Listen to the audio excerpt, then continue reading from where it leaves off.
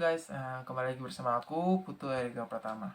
Nah, kali ini aku ingin membahas tentang apa sih kekerasan seksual tersebut. Nah, kalian pasti sering mendengar bahwa banyak sekali kejadian-kejadian di luar sana yang berhubungan dengan kekerasan seksual kepada perempuan. Namun, apa kalian tahu apa itu kekerasan seksual, bagaimana cara mengatasinya, dan apa saja bentuk-bentuk kekerasan seksual tersebut? Nah, kali ini aku ingin membahas tersebut. Jadi, jangan lupa like, share, komen, subscribe ya. Jangan di skip-skip. Oke?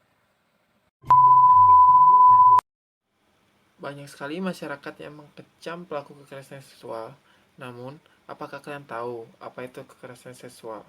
Jadi, kekerasan seksual adalah setiap perbuatan merendahkan, menghina, menyerang, dan atau tindakan lainnya terhadap tubuh yang terkait dengan nafsu perkelaminan, hasrat seksual, seseorang dan atau fungsi reproduksi secara paksa, bertentangan dengan kehendak seseorang dan atau tindakan lain yang menyebabkan seseorang itu tidak mampu memberikan persetujuan dalam keadaan bebas karena ketimpangan relasi kuasa, relasi gender, dan atau sebab lain yang berakibat atau dapat berakibat penderitaan atau kesengsaraan terhadap secara fisik, psikis, seksual, kerugian secara ekonomi, sosial, budaya, dan atau politik.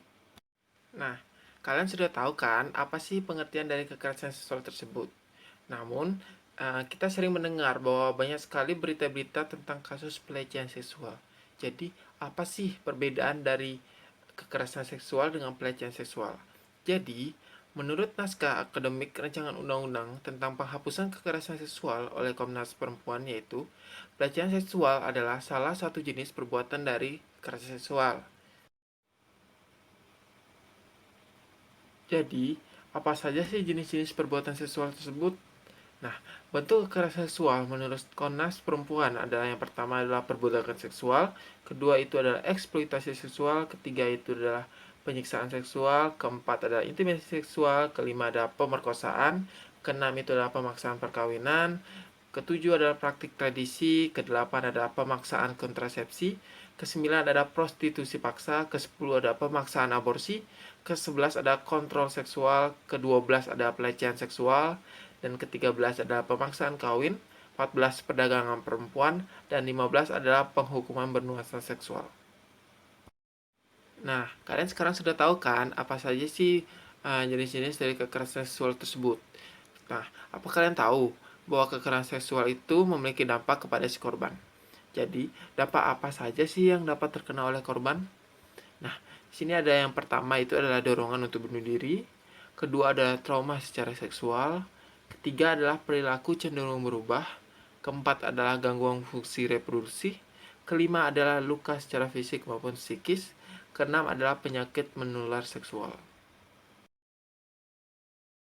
Nah, kalian pasti sudah tahu bahwa kekerasan seksual adalah perlakuan yang bejat.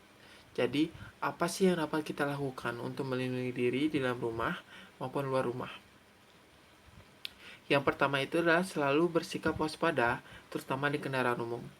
Yang kedua adalah bekali diri, contohnya bela diri atau spray cabai. Yang ketiga adalah lakukan perlawanan. Yang keempat adalah belajar dari kasus yang ada. Yang kelima adalah waspada terhadap orang yang tidak dikenal. Yang keenam adalah pukul kelaminnya. Nah, ini merupakan tabel dari jumlah kasus kekerasan seksual terhadap perempuan di Indonesia tahun 2015 sampai 2019. Pada tahun 2015 adalah jumlah 321.752 orang. 2016 adalah 259.150 orang. 2017 ada 348.446. Yang ke 2018 adalah 406.178. 2019 adalah 431.471 orang. Berikut merupakan video edukasi dari Mak Najwa Shihab tentang kekerasan seksual.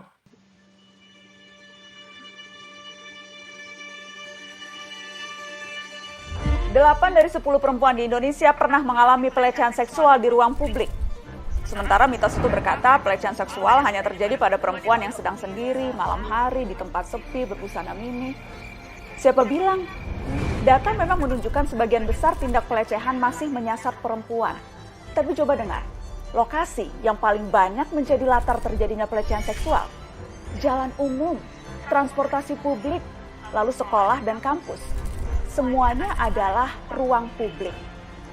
Dan kasus pelecehan seksual di ruang publik ternyata paling tinggi bukan di malam hari, tapi terjadi di siang hari. Ya, siang hari tanpa gelap memberi kesempatan untuk sembunyi. Ditambah lagi, jenis pakaian yang dikenakan korban secara statistik bukanlah faktor signifikan. Jadi sudahi sajalah perbincangan tentang pelecehan seksual yang berangkat dari menakar ketelanjangan dan menghakimi korban. Faktanya, siapapun bisa menjadi sasaran pelecehan.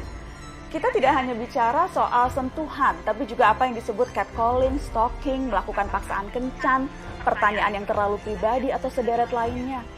Juga pelecehan melalui dunia maya lewat komentar-komentar yang tidak sepatutnya. Teman-teman, pelecehan seksual di ruang publik ini bukan sebatas tentang berapa angka korban, tapi juga batu sandungan bagi sepak terjang perempuan.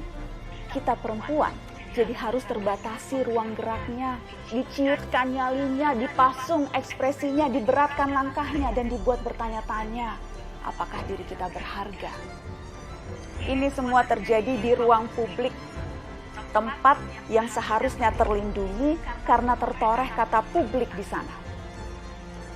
Bahkan semua itu kadang-kadang terjadi seketika di hadapan kita, sementara kita hanya menjelma sepasang mata yang terpaku dan membatu. Mungkin terlalu terkejut, takut, bimbang, ragu-ragu, atau seperti yang terdata. 91% dari kita tidak melakukan apapun karena tidak tahu harus berbuat apa. Padahal kita sebagai bystander yang aktif seharusnya bisa memberikan perbedaan. Pertanyaannya, apa yang sungguh bisa kita lakukan? Salah satu metode itu bernama 5D, 5D, 5 cara melindungi seseorang yang mengalami pelecehan. Terdiri dari ditegur, dialihkan, dilaporkan, ditenangkan, direkam. Yang pertama, ditegur. Secara tegas, tanpa babi bu, kita beraksi menghentikan pelecehan. Misalnya dengan menegur pelaku seketika. Ini metode paling jitu, tapi juga paling beresiko. Perlu keberanian lebih dan harus dipastikan situasi kita aman, karena bisa saja si pelaku berbalik menyasar kita. Begitu pula dengan korban. Pastikan posisinya tidak malah jadi lebih rentan ketika kita mengintervensi aksi pelaku. Pikirkan apakah situasinya tak berpotensi memburuk. Apakah memang korban sedang berharap seseorang membelanya. Yang kedua, dialihkan. Caranya dengan mengalihkan perhatian si korban maupun pelaku sehingga pelecehan yang sedang terjadi bisa terhenti. Intinya ciptakan gangguan untuk aksi pelecehan itu. Caranya bermacam-macam, misalnya tiba-tiba mengajak ngobrol pelaku atau korban. Maaf, sekarang jam berapa ya? Atau bertanya alamat. Sok kenal, amat diizinkan dalam situasi seperti ini. Yang ketiga, dilaporkan. Bila kita punya pertimbangan untuk khawatir melakukan pencegahan sendirian, kita bisa mencari bantuan ke orang lain. Pertolongan bisa dicari dari petugas keamanan atau siapapun orang terdekat yang sanggup diajak bekerja sama melakukan intervensi.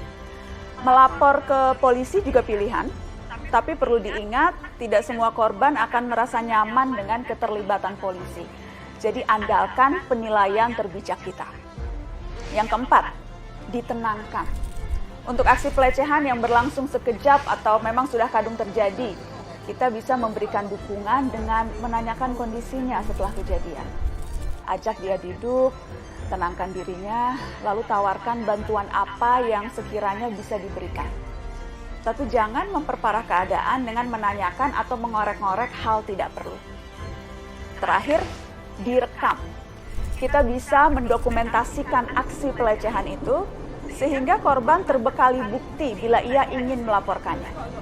Rekaman kita perlu fokus ke aksi pelaku, serta sebisa mungkin merekam pula petunjuk lokasi, seperti marka jalan atau bangunan populer, dan menyebutkan tanggal dan waktu, wajib dicatat. Jangan malah langsung menyebarkan rekamannya atau mengunggahnya ke media sosial. Biarkan korban yang menentukan apa yang ingin ia lakukan dengan rekaman itu. Kalian juga bisa mempelajari dan mencoba simulasi virtual metode 5D ini dengan mengunjungi situs standup-indonesia.com. Saya sudah mencobanya. Informasi di dalamnya disampaikan secara memudahkan dan bersifat interaktif. Teman-teman, semoga pengetahuan ini menciptakan kesanggupan mengendurkan kebungkaman. Tidak pernah ada istilah orang asing ketika yang dibutuhkan adalah sikap saling jaga, saling bela, karena kita semua berharga.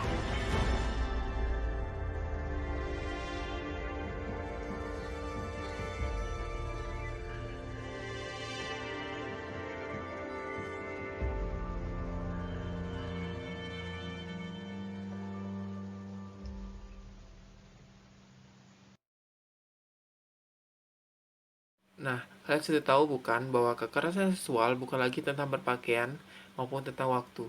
Dan bahkan kekerasan seksual lebih dominan pada siang hari.